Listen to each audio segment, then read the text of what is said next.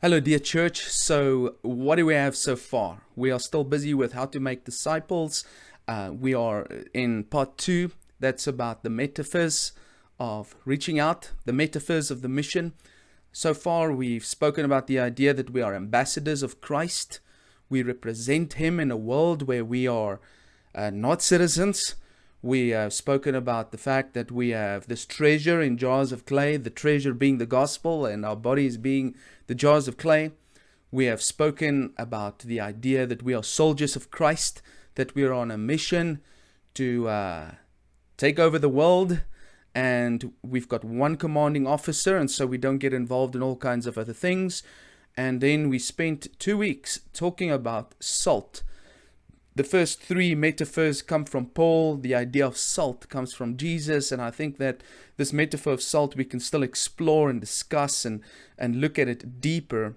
But at the heart of this salt issue is really that salt is the thing that destroys disease. It kills bacteria. It dries out. It preserves.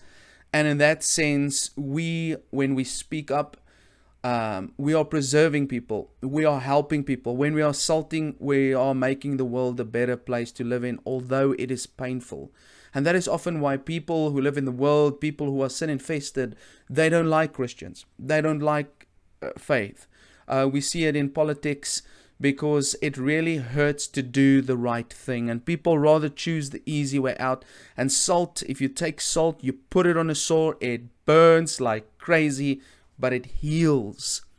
The moment that salt loses its saltiness, we will no longer have that effect. If you don't sometimes make the people around you feel uncomfortable by what you stand for, then you are busy losing saltiness. And that's really uncomfortable. We don't want to be sneered at. We don't want people to look at us funny or people to avoid us. But ladies and gentlemen, it comes with the territory. Tonight we're going to talk about a different metaphor that was also mentioned by Jesus, which is also extremely powerful.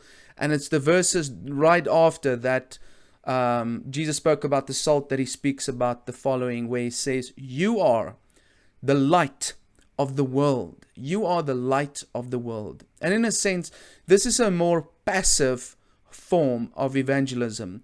Light doesn't touch you. It doesn't hurt you. It doesn't exert an effect on you. All it does is that it improves your vision. That's what light does. It improves your vision. It clears things out that are in the darkness. Salt is applied. It hurts you. And so what I see in these 2 different types of approaches towards reaching people, the one is hardcore. It's when you're brutally honest and you say, this is the truth of God. What you're doing is wrong. For example, that's what salt does. When you have a salty type of evangelism, you are hardcore, you speak the truth in brutal honesty, but also in love. Whereas being light, being the light of the world is more a passive thing. It's more this idea of your deeds being displayed, and that is having a positive effect on the people who see it. Now, I can hear the voices when I hear these words of Jesus, "You are the light of the world." I can hear the voices of kids singing in Sunday school, right? "This little light of mine, I'm going to let it shine. Hide it under a bush. Oh no, I'm going to let it shine. Don't you try to it out. I'm going to let it shine," and etc., etc. It's a song that we've heard from a young age. So this great metaphor of Jesus has been popular among churchgoers for their entire lives. But what does it mean? And how can it be practically applied to our effort in making disciples? Let's look at the whole text. It is in Matthew chapter 5, from verse 14. Jesus said, "You are the light of the world. A city on a hill cannot be hidden. Neither do people light a lamp and put it under a bowl. Instead, they put it on a stand, and it gives light to everyone in the house. In the same way, let your light shine before men, that they may see your good deeds and praise your Father in heaven." That is from verse 14 to 16 of Matthew chapter 5. Jesus expands his metaphor here to include other objects as well. He talks about a city on a hill. Okay, he talks about a lamp. He talks about a lampstand. In his first statement, the object is you and me. He said, "You are the light of the world. You are a city on a hill, okay? But then Jesus seems to expand the idea a bit to not only mean we are the objects of light, but that we hold out light. We shine light. Let your light shine before men. We are light, but we also have light. So shining happens through who we are, but also through what we do. Our actions and our very being should be light. Jesus himself was a light that had come into the world. Matthew quotes the words of Isaiah the prophet when speaking about Jesus. He says the following in Matthew 4 verse 16, "The people living in darkness have seen a great light. On those living in the land of the shadow of death, a light has dawned." Now, if we take the words of Jesus and that of Isaiah into account, there is one fundamental principle that stands out. Light shouldn't be hidden. Light shouldn't be hidden. The less light, the more darkness. And darkness is everywhere. The point is this: disciples of Jesus should not be hidden. They should be seen. Their deeds should be seen. Jesus tells us to perform our good deeds before men, to put them on display. So this idea, through the ages, of people thinking that their dedication to God is done by hiding away in the mountains like monks, like the Essenes, that you are hiding away from the public life, that is not in the will of God. That is not in the mind of God. If that was the case, then Jesus would have lived somewhere in a mountain where nobody saw him so that he could dedicate himself to God. No, our deeds have to be on display. We have to be among the people. Now, I don't know how you feel about that, because generally I feel a little bit uncomfortable with that. I have always understood it the opposite way, that God says that our deeds should not be put on display, that we should not be putting the good things that we do on display so that everything can be shown towards people and they can see it. Listen to this, because in the same sermon here, that is Matthew chapter 5 verse 14 to 16, where he told us to let our lights shine before men so that they may see our good deeds and praise the Father in heaven. In the same chapter, in chapter 6 and verse 1, Jesus says, "Do not do your acts of righteousness before men to be seen by them." And then in chapter 6 verse 5, 4 verses later, he says, "Do not pray on the street corners to be seen by the people." Okay, and when you fast, do not fast in such a way so that people can see that you are fasting. That he says in chapter 6 verse 16. So in verse 1 and in verse 5 and in verse 16 of the same sermon that he's preaching on the mountain, he says you shouldn't do these acts of righteousness, your deeds of righteousness, your prayers and your fasting in front of people to be seen by them. But yet in this verse that we're talking about now, in verse 16 of chapter 5, he says that our deeds need to be put on display. Is Jesus contradicting himself here? No. I think the answer lies in the motive. Jesus has no problem with good deeds being displayed before people. I mean, think about it. He raised the dead. Why didn't he raise the dead when nobody was there? He gave sight to the blind in the presence of crowds of people. He healed the cripple in front of people. He blessed the downcast in front of people. He died on a cross in front of people. His greatest deeds he did in front of people. That is why crowds always followed him. He did not hide his good deeds. He put them on display. Yes, there was a certain time in his ministry where he didn't want to put it on display. His time had not yet come, but when the time had fully come, he didn't keep quiet and he didn't hide who he was. But here's the key difference. His motives were pure. He didn't do it to receive glory for himself. He did it to give glory to God. But let's go look at this text again. What is the purpose of doing good deeds on display in front of people? What does the text say? So that they, the people who see your good deeds, may praise who? Your Father in heaven. That's the motive. All right? Jesus condemns good deeds done with the motive to receive glory for yourself. Okay? If you put your good deeds on display for your own glory, so people will pat you on the back, then your motives are impure. So what Jesus is talking about here, he's talking about our motives. If you do it so God can receive glory, then you're on the right target. If you do it to reach somebody so that that person can know Him, you've got the right to do that. That's what shining light means. If you do it so you can become famous, so you can become great, if you give so other people can see it and say, wow, that guy is amazing, then your motives are wrong and you've got the wrong idea. So we need to get this. We shouldn't be hiding the light, okay? The good deeds that flows through us because of Christ in us. We have the full right. In actual fact, we've been commanded by Jesus to put it on display. All right. We live in a world, ladies and gentlemen, where people put their deeds of darkness on display. We live in a world where people put their deeds of darkness on display. People bend the rules for tax purposes. That has become the norm. People bend the truth to cheat regarding money in business.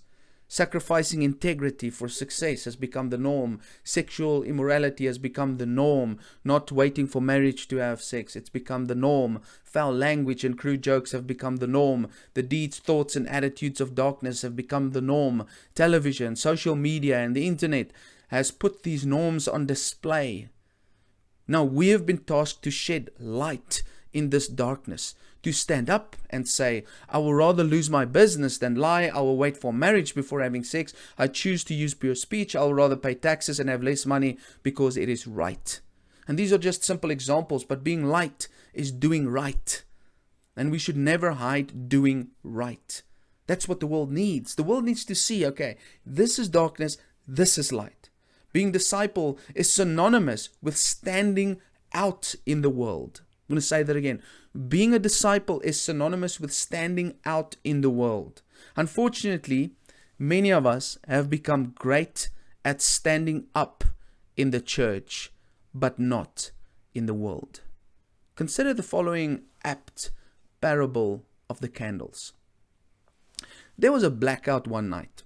When the lights went out, I fumbled to the closet where we keep the candles for nights like this.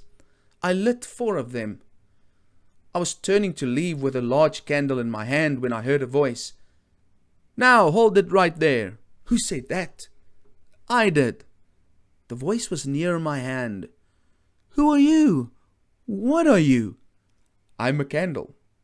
I lifted up the candle to take a closer look. There was a tiny face in the wax. Don't take me out of here. What? I said. Don't take me out of this room. What do you mean? I have to take you out. You're a candle. Your job is to give light. It's dark out there. But you can't take me out. I'm not ready, the candle explained with pleading eyes. I need more preparation. I couldn't believe my ears. More preparation? Yeah, I've decided I need to research this job of light giving so I won't go out and make a bunch of mistakes. You'd be surprised how distorted the glow of an untrained candle can be. All right then, I said. You're not the only candle on the shelf. I'll blow you out and take one of the others. But right then, I heard other voices. We aren't going either. I turned to the other candles. You are candles, and your job is to light the dark places. Well, that might be what you think, said the first one. You may think that we have to go, but I'm busy. I'm meditating on the importance of light. It's really enlightening. And you other two? I asked. Are you going to stay too? A short, fat, purple candle with plump cheeks spoke up. I'm waiting to get my life together. I'm not stable enough. The last candle had a female voice, very pleasant to the ear. I'd like to help, she explained. But lighting the darkness is not my gift. I'm a singer. I sing to other candles to encourage them to be more bright or to burn more brightly. She began a rendition, This Little Light of Mine. The other 3 joined in, filling the closet with singing. I took a step back and considered the absurdity of it all. 4 perfectly healthy candles singing to each other about light, but refusing to come out of the closet. I hope that you can draw the parallels here. Now, ladies and gentlemen, I've been in the church my whole life. I've been a Christian my whole life. been a minister in the church for a long time, and I've seen this over and over again. People thrive in the church. They thrive in the church building. They thrive among the church people. They shine brightly among the people, but they do nothing out there. Nothing. They make no difference in the world. In that sense, church has become a club for them. The measure of our commitment to Christ is not based on how well we sing in church, or how much Bible we can quote, or about how morally perfect we are. That's not the measure of our commitment to Christ. The measure of our commitment to Christ is about how bright we shine in the darkness of the world. We Christians tend to feel comfortable only in church, where we are surrounded by like-minded people. And let me just not confuse the issue here. We do need each other. We do need fellowship. One candle can light another. You can't take a coal and separate it from the others. The coal will die. So we keep one another warm, it is true. But why should we be warm? And why should we be light? So that we can go. The churches should never have been the end goal. The fellowship should never be the end goal. The fellowship is that which enables us and strengthens us to fulfill the ultimate goal, which is reaching the world. Church services, getting together with God's people, should be about receiving strength. It is taking a spiritual vitamin. Why? Because 6 days a week we spend in the dark world. And that is unfortunately not the type of Christianity that I see happening all over. What I see all over is this, that many people are part of the world. And going to church on a Sunday is a part of their lives. And so Christianity is a slice in the cake of life. It's not the totality of a person's life.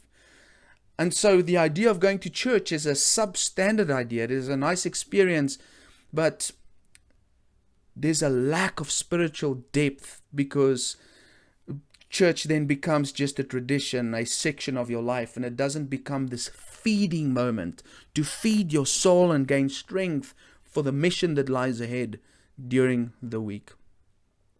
So we are light, not for the light. We are light, not for the church, but for the darkness, for the world. That's why Jesus says we are light. Not so that we can be a bunch of candles in a closet, shining together for each other. We got to get out of the closet. We got to shine in the world. We have been ignited by Christ to give life to the world. Jesus, look at Jesus. He deliberately had sit-down meals with sinners. That is why they criticized him. Why? Why did he have these sit-down meals with sinners? Because he was most interested in shining his light in the darkness. That needs to sink in. He wanted to let the people in darkness see his God. The dark, ladies and gentlemen, shouldn't scare us. It should excite us. It should get us out of our chairs and get us moving. If there's darkness, then you are needed. We shouldn't be repelled by a tattoo-infested sinner. We should be attracted to them. I'm just going to say that again. We shouldn't be repelled by a tattoo-infested sinner. We should be attracted to them. We shouldn't be repelled by evil places. We should be attracted to them. Now, I know that contradicts much of what we think, and I think what we've been taught, but it's because we just haven't been taught well enough, I think. I think that might be the issue. The scriptures does say what fellowship is there between light and darkness, right? What fellowship is there between the person who serves God and the person who doesn't share God? And so because of that, we've tried to, and also, I mean, the books like 1 John chapter 2, verse 15 onwards, that says, do not love the world or anything in the world. And so these scriptures have been used to justify us being separate from the world. And true, it is true, we shouldn't be yoked together with the world. We shouldn't go into agreements with darkness. We shouldn't be yoked together with unbelievers, for example. But yoking and shining light in darkness it's two different things. Okay? We've taken this idea of not being yoked with unbelievers to the position that we are hiding from unbelievers. We're hiding from the darkness. We're repelled by sinners. We're so disgusted by their lifestyles and their disobedience to God that we'd rather we put up our noses and we don't want to be associated with them. That is not Jesus, ladies and gentlemen. Oh, we might have a different righteous decree and that we might have a different set of moral standards that people out there don't respect and that lots of people in darkness don't like, but we have to get over it. We have to get over it and start connecting with the dark, because the dark isn't going to change if we don't shed light on it. That's why I just love it when I get an opportunity to talk to a raw, worldly, wicked person. I just love it. The more tattoos, the stinkier your breath is of alcohol, the more I want to talk to you, because the more darkness is in your life and the more light you need. The more light you need. And this is the thing. Jesus said we are the light of the world, ladies and gentlemen. That means that you and I have the capability of bringing light into darkness. This is something that we need to seriously think about. And I want to ask you tonight, how do you view lost people? How do you view those sinners, those people with the foul mouths, those people who spend all of their money on gambling and alcohol? How do you view those people who it looks like they've been hit with a wet newspaper? They've got so many tattoos. How do you view them? Do you sneer at them, or are you excited that you possibly might be able to connect with them? Not yoke, connect with them, to tell them about your Lord Jesus Christ, to tell them about a better life. You know what? One of the reasons why the people in darkness don't like people like you and me is because they can feel we are sneering at them, that they are not good enough to be in our presence, and that we just want to judge them. We're not the guys who are going to judge them. And what's interesting about Christianity is that we judge more the people outside the church than inside the church, and that's exactly what Paul says we can do. We can judge those inside the church. We can't judge those outside the church. God will judge them. And so we do a lot of sneering at the people outside the church, but the people inside the church, we don't spend enough time on encouraging to be obedient to the will of God. So I want to challenge you to go think about, what is your perception of people living in darkness? Reconsider your view and ask God to transform your mind to want to engage with sinners and to find that exciting, because it is. You could make an impact in that person's life. So God bless you guys. Next week I'll continue with light. Love you all. Have a fantastic week. Bye-bye.